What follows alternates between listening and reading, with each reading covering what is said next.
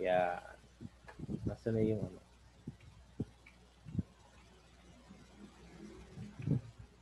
Wait lang ah. Yeah. Share screen ko lang. Okay, okay. May humabol. Soriano, andito na rin. Bali, dalawa lang absent natin. Santiago and Galieta.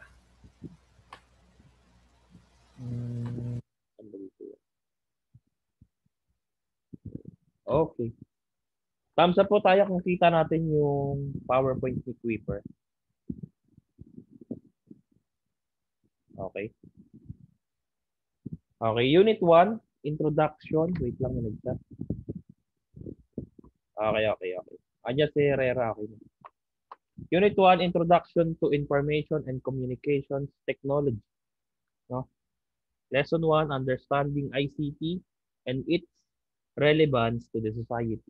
So, parang, wait lang. Okay. Okay lang, Nak, yan. Okay. Okay. Pakibasa nga po, corpus, kung ano yung mga objectives natin. Sir? Wait. Nawala. Ito na nga lang. Kita ba? Yes, sir. Okay. Sige na. Yan. Hindi ko na i-full screen. Pakibasa po yung mga learning objectives natin. Learning objectives define information and communications technology ICT. Categorize the components of ICT. List the benefits of having ICT as a tool in societal development. Okay, si Galieta dito na. Wait lang po. Bali, si Santiago na lang. Okay. Yan. Bali, ito po yung mga objectives natin. I-define natin kung ano ba talaga yung information and communications technology. Then, alamin natin yung components of ICT. Then, i-list down natin yung mga benefits or yung impact niya sa ating society. Okay. So, what is information and communication technology? Ayan, Anak Cruz. ICT, Information and Communications Technology, refers to technologies that are used to support the processing, storing, securing, and transmitting of information. Okay. Ano yung personal view mo dyan, Nak, sa definition ng ICT? Sir, yung sa pagkakaintindi ko pa, it's all about technologies po na nagsusupport siya sa part ng processing, storing, securing, at saka transmitting of informations and ideas. Okay. Kasi pag narinig natin yung word na ICT, ang pumapasok agad sa isip natin or sa isipan natin is yung, wait lang po. Wait lang. Ang pumapasok agad sa isip natin is yung mga devices, no? Computer, cellphone, iPad, and etc. No? Pero hindi naman yun yung totoong meaning ng ICT. Bali, yung true meaning ng ICT is tungkol doon sa paggamit. Kung paano pinapagana, kung paano ginagamit ang isang devices. Hindi po agad yung device. Bali, kung paano siya ginagamit, kung paano siya inaayos, kung paano siya pinapagana. Ayun po yung true meaning ng ICT. Okay, thumbs up po tayo kung klaro sa inyo yun. Okay, very good. Next. What are the components of ICT? Number 1. Pakibasa po, Asahar. Number 1, people. Individuals responsible for the development, improvement, and maintenance of an ICT system. Okay. Bali, andito na si, wala nang absent. Okay, very good, kompleto. Bali, people, individual responsible for the development, improvement, and maintenance of an ICT. Siyempre, kung wala nga namang tao, walang makaka-imbento ng mga technology na ginagamit natin ngayon. walang magde-develop, walang mag-i-improve, at walang magme-maintenance, no? Ano-ano po ba yung mga different kinds of people na wait lang. Dito ma-share screen. Ayan. Okay. Up share, then ito. Different kinds of people in ICT department, no? Ayan. Ito po siya. They include computer programmers, computer engineers, technicians, graphic designers, web developers, encoders, and system analysts. Yan po yung mga different kinds of people sa tinatawag natin ICT. Next is the procedure. Yan. Procedure, pakibasa po. Soriano. Procedures, actions performed in a certain order and conditions to make sure an ICT system runs smooth. Ayan. Bali, ito naman yung, wait lang, may note kasi ako dito. Ayun nga. Bali, pakita ko si study guide natin. Layo na pala. Wait lang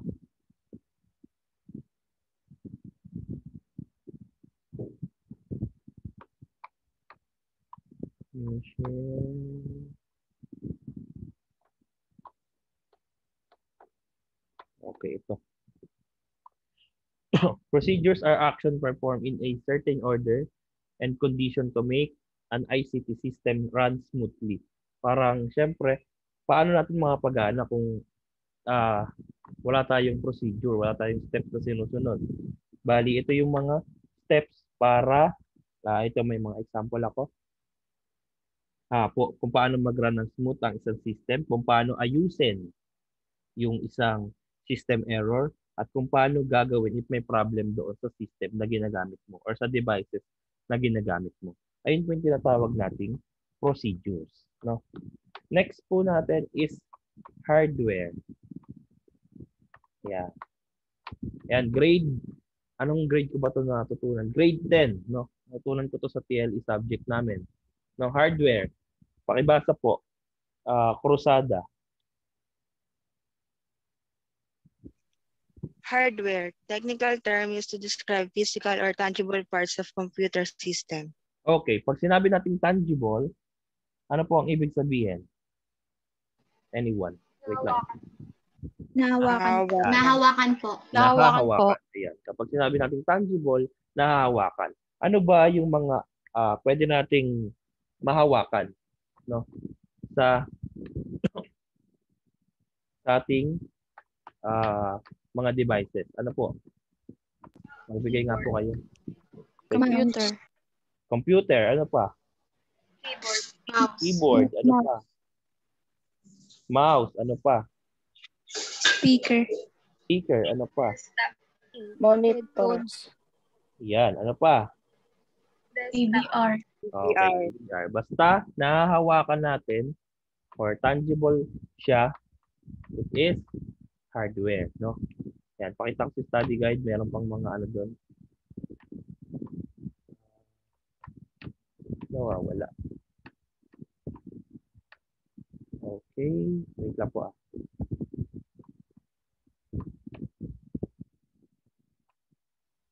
Yan. Ito po, mouse, keyboards, touchscreens, microphones, digital cameras, and etc.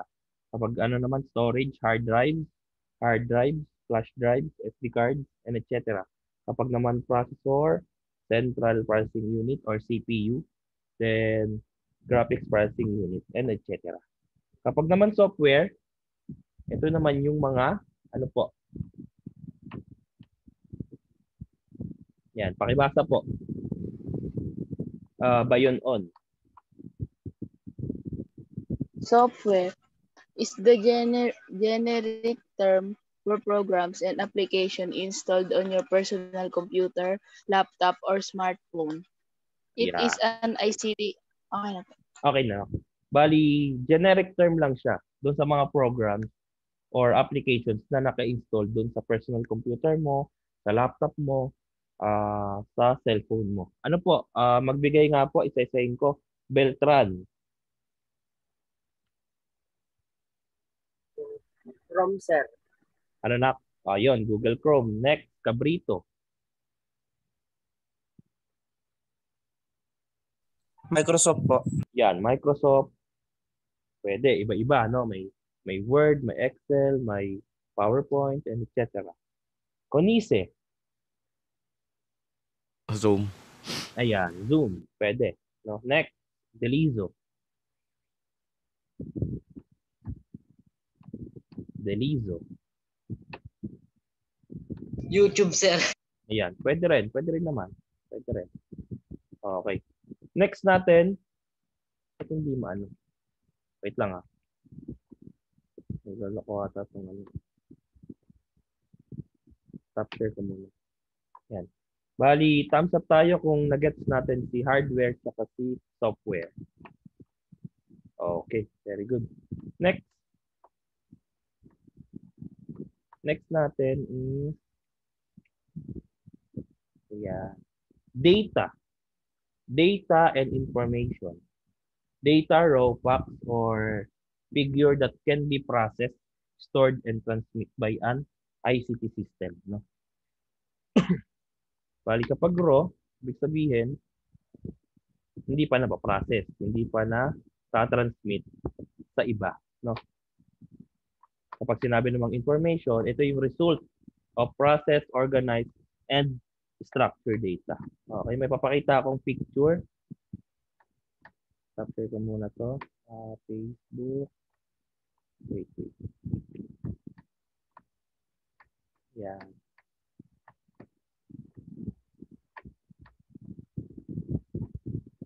Share. Okay. For example, yan yung data natin. Yan yung data natin. Pag sinabing data, raw facts or raw figure, no? Kung nakikita nyo yan, numbers lang yung nakikita nyo. Wala siyang description, wala pang mga context, no? Yan po yung tinatawag nating data. Pero kapag nilagyan na natin ng ganito, ayan, may subject na, may midterm and final na, may final grade na, dyan natin matatawag siyang information. Okay. Bali sa pangkalyeng salita, no, ang data is chismis pala. No? Then kapag information na siya, nakita nyo na totoong nangyari, no? Okay. Bali yun ang pinagkaiba ng data sa information. No? Yan, thumbs up po tayo kung nagets natin si data and si information. Ayun, okay. Very good. Next. Stop share, then. Okay. So, after knowing what is ICT, then what ICT device or devices do you own and how do they help you in your everyday task? Kidep, ano yung mga meron kang ano diyan? Devices sa iyo, sa bahay ninyo?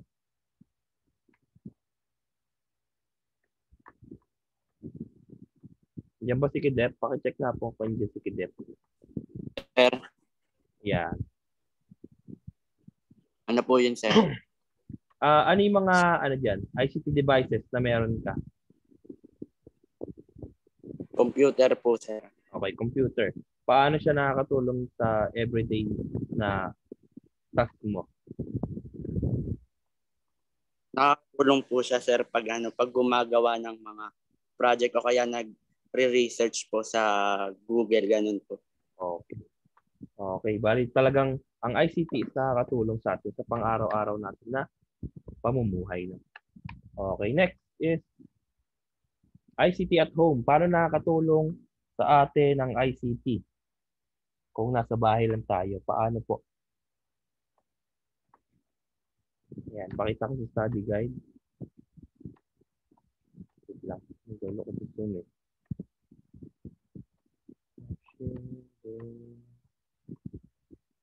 Yeah, okay.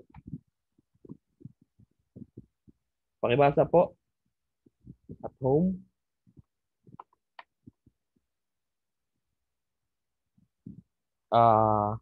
Tolentino.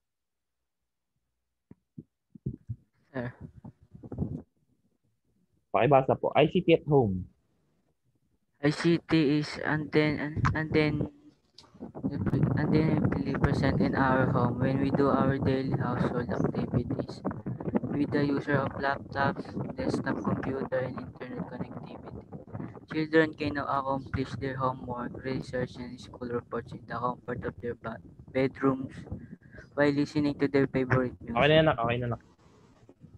Bali, with the use of laptops, desktops, and computers and internet connectivity sa bahay, no, yung mga bata, pwede nilang ma-accomplish yung homework nila, pwede silang makapag-research and makagawa ng mga school reports, no, na nasa bahay lang while listening to their favorite music. Yung mother naman nila, pwedeng makapag-prepare ng mga dishes na kanyang napanood sa mga cooking channels or websites. No? Pwedeng sa YouTube niya napanood or sa iba.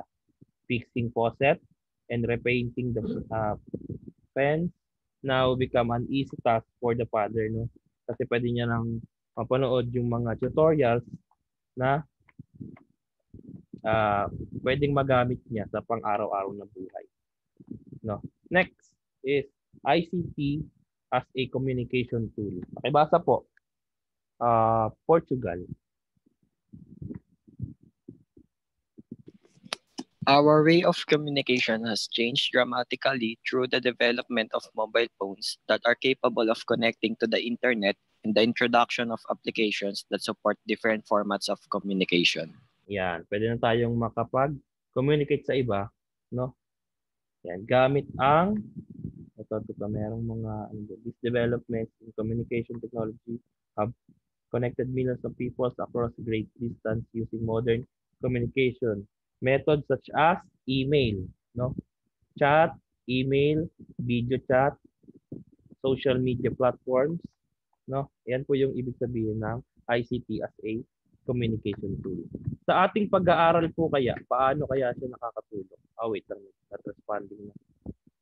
Wait lang. Lolo ko talaga yung Zoom natin. Ano pong nakikita niyo sa screen? Kasi dito not responding na eh. Yun pa din po, pero parang kung may white. Pero Okay. nakikita po PowerPoint. Okay, wait lang naka. Ayusin lang natin.